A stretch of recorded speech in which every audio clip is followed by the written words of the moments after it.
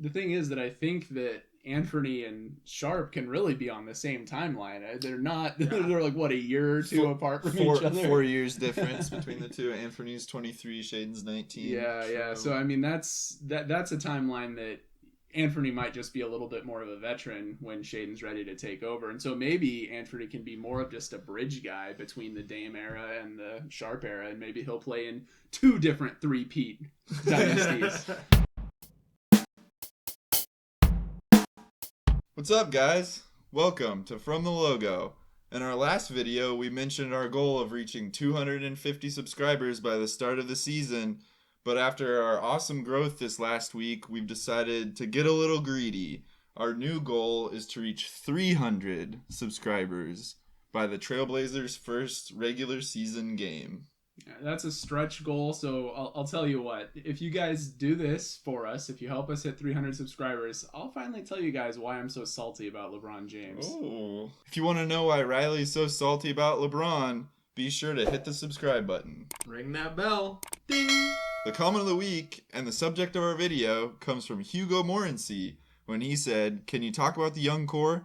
I live in Sweden, so I can't watch every game, but I watch the box scores, and it seemed like Brandon Williams could be a good sixth man in a couple of years." Thank you for tuning in from Sweden. That is awesome. As far as Brandon Williams goes, our resident Brandon Williams lover. Here's the thing. I don't think Brandon Williams is part of the young core, so to speak, personally. We saw in the Summer League he really struggled. That could have just been a bad stretch of games for all we know, but usually when you're playing Summer League and you're a guard with, you're handling the ball and you got all that and you're shooting 25% from the field over 4 games or whatever it was, that's not a good look to me. But it's definitely something to take a look at during preseason.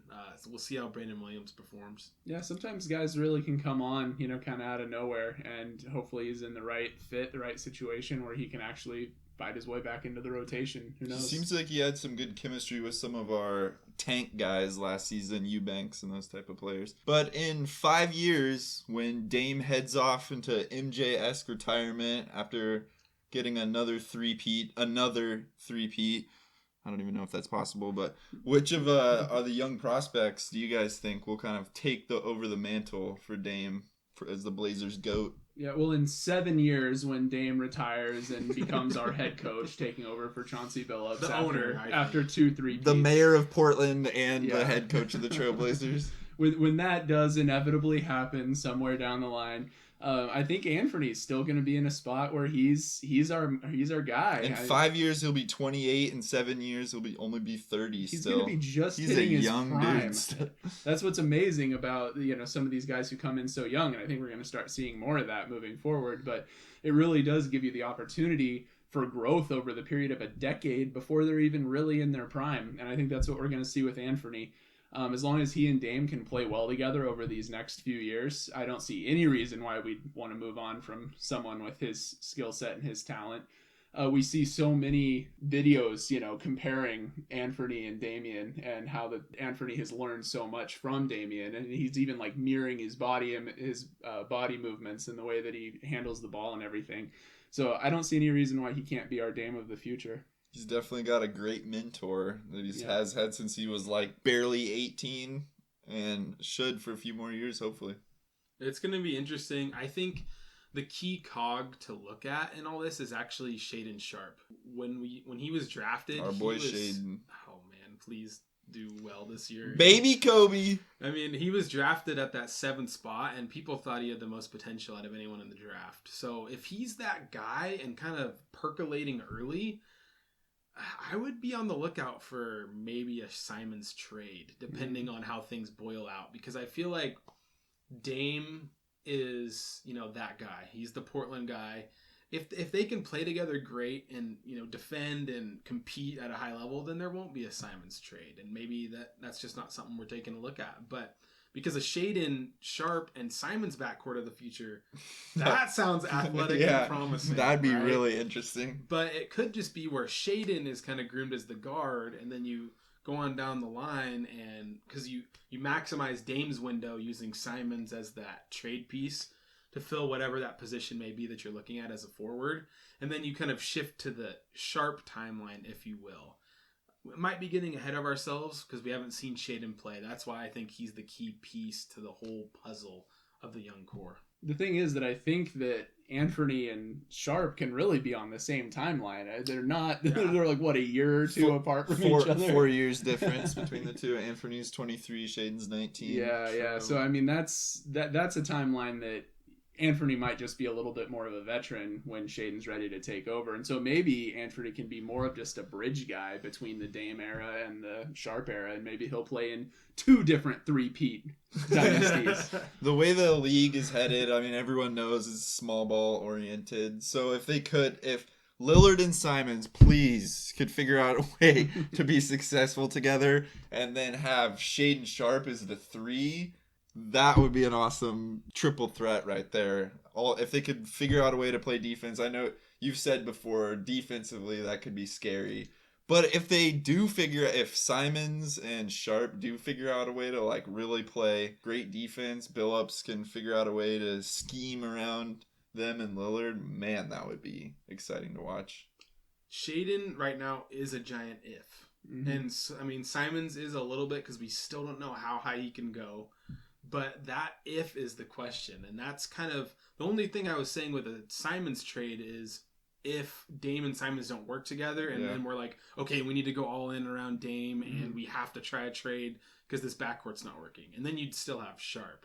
Unless you package both of them for KD or something crazy like that. Yeah. We were looking at that this summer. I'm not going to lie about it. KD's glued to Kyrie, and they can have each other. But Giannis, then. Someone like that.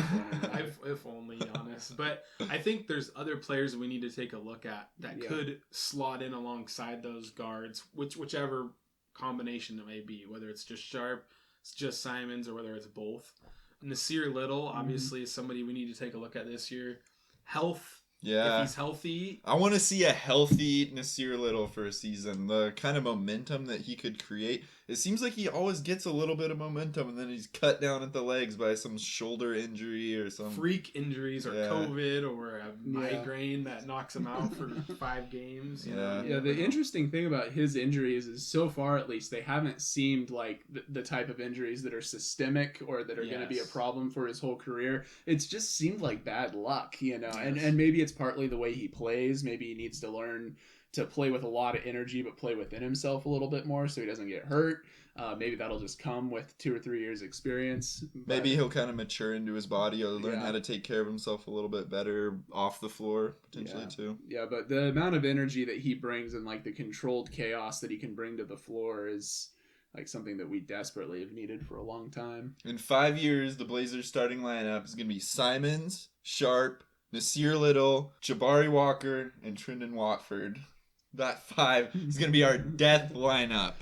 That's the you guys loved the Trendon Watford is our Draymond Green video. So there he is. Death lineup. He's our small 5. Everybody's favorite W duo of Are you gonna Walker and Watford. The W boys. The W duo. Let's start with Jabari Walker. What did we really see from him that we could see going forward from like a starter per se? Thick double-doubles. Thick double-doubles in that summer league. Man, some of those like 16-point, 15-rebound performances, that was exciting. His ability to switch on defense and then also play like hustle enough to get the rebounds. If he can guard the perimeter and then also play big enough to be able to box out, get the rebounds, do the dirty work, he could be a beautiful cog in that wheel with like those 3 potential starters that I was talking about, like Lillard, Simons, Sharpe. If he could fit in alongside those 3 really well, I think. You know, you can put together in a perfect world. You can put together a thick double-double by just getting offensive rebounds. Look at like the first 8 years of Kevin Love's career. Just parked underneath the rim, grabbing rebounds and putting it back in, you know. It's an essential position that can really help a team out, and that does seem like at least a piece of what he was able to do. What we saw was a guy that didn't really make a lot of rookie mistakes at 19, and that really projects well going into the future. His dad obviously played in the league, so his dad was there telling him like, hey, this is what you got to do to succeed. And if he has any kind of growth and consistency, because it wasn't a very large sample size, but if you add any kind of growth onto that package that he's already got with the NBA ready frame. Yeah, I was about to say he's got like a great, like a perfect NBA size. Yes, really. Yes. If improvement comes with that, wow, you could be actually looking at a starter, and that's drafted really low at pick 57. And then the other W boy, shout out Trendon Watford. That dude could end up being a stud, I think. Our Draymond Green, ability to handle the ball, bring it up the court, have all those shooters and athletes coming off screens as he comes up the court and draws Joker or whoever, Joel Embiid, out into the 3-point territory. Collapse the whole defense and get Dame wide open in the corner. Yeah, his ability to drive is really impressive. He's not only good at bringing the ball up the floor, but he can get to the hoop pretty regularly. Just imagine if we could have anybody who can get Dame open, any semblance of open. What about Nurkic? All he has to do is set a moving screen and he can get him open.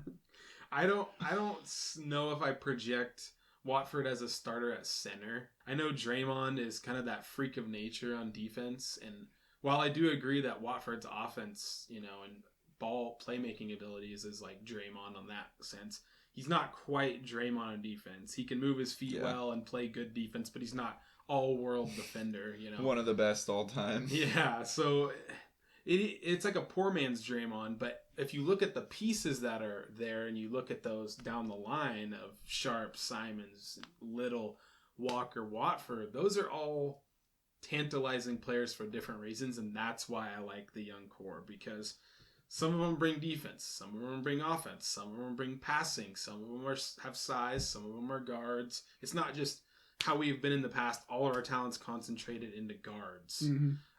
I don't know if Greg Brown makes the list just because he's too raw of a player, and I don't know if Keon makes it just because there's other players. Don't forget about Brandon Williams.